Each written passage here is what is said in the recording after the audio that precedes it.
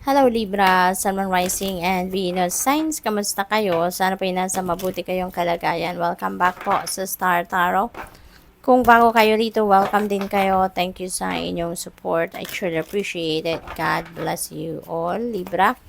Pauna mensahe po ninyo ay number 49, Angel of Love. Ayan. So, maganda kasi parang naghilom na ang mga puso ninyo, Libra. Maybe you have experienced heartbreak, no, heartache in the past. Pero maaari ngayon nandoon na kayo sa puntong nakapag-heal na kayo. Maaari ngayon na overcome nyo na yung sakit, na overcome nyo na yung galit, or kung ano pa man na naramdaman ninyo dito sa heartbreak na to, maring na-overcome nyo na yan. At ngayon, handa na kayong magmahal. Handa na kayong magbukas ng sarili ninyo at ng puso ninyo para sa bagong pag-ibig. At maaari din ang iba sa inyo dito focused on self-love. No? Maaring may realization din ang iba sa inyo na sa ngayon, uunahin mo din muna yung inyong sarili. No? Maaring ganon ang ganap. So, what else? We have number 12, the temple path. Libra, ito yung spirit realm, nagpaparamdam sa'yo, no? Na lagi silang nandyan, no? Yung si God, yung inyong angels, yung inyong spirit guides, ancestors ninyo, mga loved ones ninyo na nag-passed on na on the other side, they are always there, no?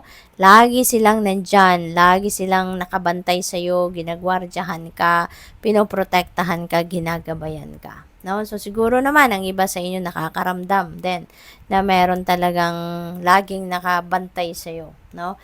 Na lagi silang nandyan, no? Mararamdaman ninyo yan, no? You will pick up the energy of those spirit realm, no, na nandiyan dyan lagi nakabantay sa'yo. We have number 27, walking away. Ayan, you are walking away from something dito and you're heading towards a beautiful place, no? Napakaganda na naghihintay, very vibrant, very positive. Ang nasa labas ng gate, no, ang liwanag, very magical ang dating, kaya most likely kung saan kayo papunta rito, Libra, mas magiging maganda ang inyong sitwasyon, no? Mas magiging maganda ang inyong kalagayan dyan. Ngayon, kung ano man ang iiwanan ninyo, for sure, magdedesisyon kayong iwanan yan dahil hindi na yan ang para sa'yo. Nararamdaman mong that is not for you anymore, that is no longer for your best interest, not for your highest good, kaya iiwanan mo na siya. Kaya aalis ka, no? So, what else? We have number 24, adjacent possibilities. Ayan, so meron ditong may mga various opportunities na nandito, no, sa paligid ninyo, Libra, na kailangan din ninyong tingnan, no? Parang sinasabi dito na there are still a lot of possibilities and opportunities around you. Hindi lang yung kung ano ang nasa paningin mo sa ngayon. Hindi lang yung kung ano lang ang nakikita mo sa ngayon, no? But consider, look around, no? Look around dahil marami pang mga posibilidad at oportunidad na nasa paligid ninyo na maaaring hindi pa ninyo nakikita sa ngayon. But this is a heads up for you na tumingin-tingin ka din, no? Makinig ka din sa sinasabi ng iba, makinig ka din sa mga suggestion ng iba. Kasi maaring meron ding mga tip, no, na binibigay sa iyo ang mga kaibigan mo, mga kaopisina mo, na meron mga opportunities around you na hindi nyo pa alam, no? Kaya, ayun, tignan din ninyo yan, pansinin din ninyo yan. We have number 25, all tied up. Ayan, so dito parang nakatali, no, ang iba sa inyo. This is restrictive energy, no, Libra? Maybe ang iba sa inyo for quite some time, no? Baka merong nagdidikta sa inyo kung anong dapat ninyong gawin. Maaring merong kumokontrol sa inyo, no?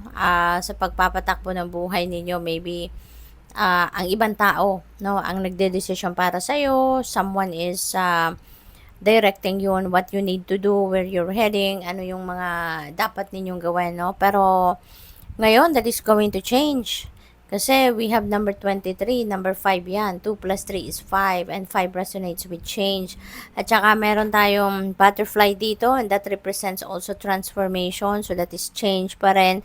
At nagliliwanag na, no? Nababalot na kayo dito ng liwanag. So maybe you are realizing na sa ngayon na it's about time na to break away from this restrictive energy, no? Libra, kaya maaaring kakawala ka na dito. Maglalakas ng loob na kayo na iwanan ang sitwasyon na ito at magsimula na kayong mabuhay, no, on your own. Magsisimula na kayong maging independent, magsisimula na kayong to choose life in your own terms, yung ganon. So maaring ito, no, ito yung sitwasyon na you're walking away from. Maaring ito, no, yung iiwanan ninyo.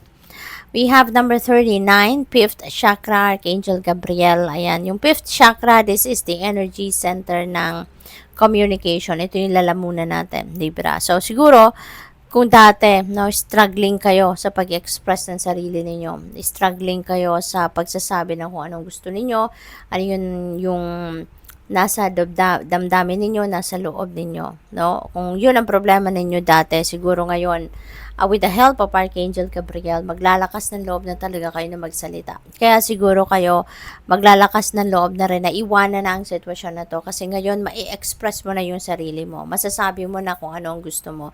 Masasabi mo na yung kung ano naman ngayon ang totoo mong saloobin, no, regarding sa inyong sitwasyon. So, good luck sa iyo. We have number 4, happy family. Ayan, maganda, no? Maganda ang pupuntahan ninyo. Isang masayang pamilya, maaring magkakaintindihan na dito ang mga nag-aaway, meron ng peaceful resolution ng mga hindi nagkakaintindihan, yung mga nagdidiskusyon ngayon, you are going to you're going to come together na, meron ng pagbabate, meron ng pag-uusap na maganda, no? Yung ganon. So, good luck sa'yo. Maaari din na meron ditong reunion na magaganap. Meron din dito siguro na pagtitipon-tipon, maaring merong social gathering dito kasama ang inyong buong pamilya, or baka ano lang ito, intimate lang na celebration, no? All together. So, what else?